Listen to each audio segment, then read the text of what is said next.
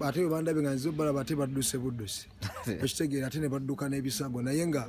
mwejjanjabe naye ng'era mukyakubwa nnyo lwa nsonga omulembe kati oguliwo mutankuufu nti abantu tebakyagala banyigira muki mu ttooke buli omu mama we yamuzaala ne tata we kubaako byokola mu nsi okiteeka Katonda baba bakuyambye okukola ensi ekole kyeyigireko erabe kati ate gwe bojja n'oyambala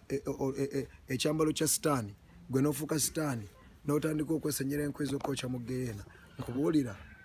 kati saawa eno si kutwalya amateeka mu ngalo mpagira abawagizi bange kyabakoze okukuba omuvubuka oyo inciting violence oguzeewo anti ekyo naawe kyogamba muno we batta ababbi bagundi tewawagira gundi ono gwe bakomerera ku saidi ya gundi akuba Yesu yamusonyiwa ne bano bakomerera ku gundi tewamusonyiwa Ziza sebo mulimu abantu bogama naye oyo kuba kugunjula bwekuli kyobula Katonda yakitona Katonda singa ita okubwamuko ku kibooko n'ogunjulwa naye nga tetukuba kutwala amateeka mu ngalo nti omuntu bamukubye ate kumutta naye okumugunjula galamira kibooko mmeka nti ya poliisi timukubemu difference bamukwate okay Ziza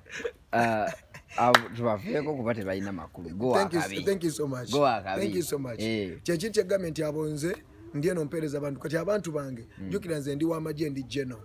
abantu bannona ne banteeka mu position ya raga ey'obwa general nsobole okutereeza embeera kati so abavubuka baffe bano abali mu kukula ffe tuli bakulu baabwe okitege bagezezaako ate okulemesa n'eggwanga ogenda mu maaso kuba kati tiktok yaffe bwejjanga ogwo omukutu gujjuddeko bwotunulya ndoza bali bagabe bannyigo tebamanyi kuvunula Luganda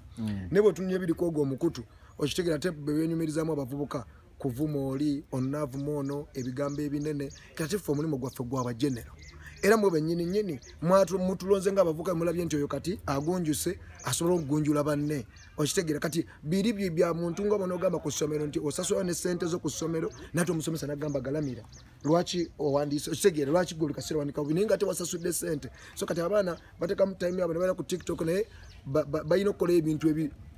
ebintu ebigunjufu ebintu ebiyigiriza abalala si kuvuma abantu bakulembeze beggwanga babalengeza abantu bonna babateeka wansi okitegeera oba muli ba TV kibo batabasobola okubajja kubamanyi nti bamaanyi okusinga ne TV okitegeera bamanyi basita biki naye kakati ate abamu basasulwa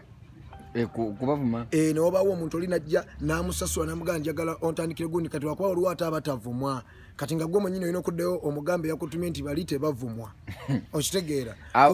kubanga ate bwe batandika okuvuma muganda wange abo tubaveeko sibakabi naye ng'ate era tulina obbabira bayige kuba tuli basomesa twasalawo okubeera nti nno omusomesa akusomesa osanga golina wakabi balina abawagizi babeera mu kkuma muliro kati naye bagenda omuliro ogwo kukka kubafa abagukakkanya twakoze eki twazze omuliro tugukakkanye babeere ku tiktok nga bakola ebirimu amagezi ebisobola okusomesa nga naffe bwe tukeera n'ogamba kanyimba nsobola kola kibiki okitegeera ekitegeeza gwe yamukubye abawagizi bamukubye bayambako gamba abawagizi bamukubye nti oba kyonzaga nti mbayambako ndooza akatambi ketwalabye olwo akatambi akalabiddwako okuba nabadde njagala akakyaka akatambi kewalabye nabadde njamukwata yadde tannagalamira bo bataddako nga tannagalamira nga alina okukola ki nga omanyi nti omubbi bwemukwata asooka kwagala ati adduke anoonye wali obumooli afulume kumba ate yakwatiddwa dda ekyamukubiza mufunze yadde akuvvoola kwegamba agezaako okuvvoola ate nakola kine nga mpaka lwanayogera aba yamutumye ate oyo yamutumye tumukoleko kubanga ne industry abaana bolaba abamu babatuma mutumye gagenda owemule gundi genda okole gundi so kati ate waliwo abantu abamu nga womuwemula ate obanga azikudde emisambo egyakola ki kuba kati ate bwotete byobwoma ate tutandika okuwemula ojja kudduka okitegeera bulijjo tulira ddala babasasula ddala kati ate ofano mu kuyimba nammwe mukimanyi tulina mmwe n'abavubu abantu abafulafula semene bamanaja semene bapromota semene biki si bayimbi be babalemeseza industry okubanga egera maaso balemeseza n'okuba nga tufuna abakulembeze obwo butegeerekeka nga ekyo kigenda mu maaso bali osanga oli ali ku music ffe tuli bayimbi tusobola tulwanyisa n'otusobola abantu batukoze ebintu bingi mwana bagize naye ng'ate tugenda bafu mitendo kuza nti byalekanye wati mboba abaserebu bikinedda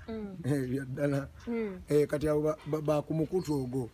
kutoba yeme kumukutu Instagram jani osankuli omuntu yeyambuliddoko nga yamanyi watutuma ayite nawo mbwabige manyi biki kumbe kuli eri abera kuli akola bintu bye okite yamanyi buli nsi yonna eriyo Ziza abayimbi bavuddeyo ne bakuwagira oluvannyuma lw'okuba nti ogambye abawagizi bo bakubye TikTok boliro olaba abantu nga bawagidde ekintu gwe manya nti kibaako ebirikonde ebirala sinze nzekka wadde nange nti kyambalukuse ne ngamba n'omwana bulijjo akola bino nenga waliwo omukazi ono madamu fulufiga omanyi naye anti tatudde naye ate yabadde alina batereezeza mu layini abamusomera batadde kitali abamu bakoze eki babasazeko emibiri bakoze kati babadde bakkakkanye kati tugamba katubakkakki waliwo abakyalina emputtu embazuulu bwe badduka bakola obuntu obuvola babukolera mu busonda mu bumooli eyo beekweka basuloba mu ntano bawuwa kakati bajja ne bagira kati kakati yonna twabakukumuddeyo gye bali batiktok abafuuse threat eri music industry because sigwe wekka babavuma omuntu no kyetwagala threat fe tuli bayigiriza mukwano kati tusobola kulaba ate omuntu nga bwongera kukola ekyo nga tekiri ku media kulina kubaako bintu bwotaba music okitegera kulina kubaako bintu ng'olina kyosomesa ki abantu obanga oli mu kuactinga obanga oli mu kumugamba ekintu ekiri productive okitegeera ne kakati bataba abaana tekimugana kujja n'akwata mukyala Betty namutandika okuva kagere mpaka omutunga buli ololwala kati eno nyingo kugamba mpagira nnyo kyasawo okuvayo n'agamba n'aleka byonna n'agamba kangende neesimbewo okitegeera kubanga be abasajja batera nte masolo okuvayo n'agamba Mr. Bebe Kuto tuleta ko gundi soko kakane wadde gwo mukulu waffe era nebyowakola by'amaanyi nere kati tubeko bitogera kubona ffe tuli basajja kati tukuze nti tate doctor okitegeera nti ate gundi kwa kati kyekyo kati ate abantu abalina kye balaze ekifaananyi kuba omuntu yenna agenda okukulembera era abantu abali mu kifaananyi bwekityo okitegeera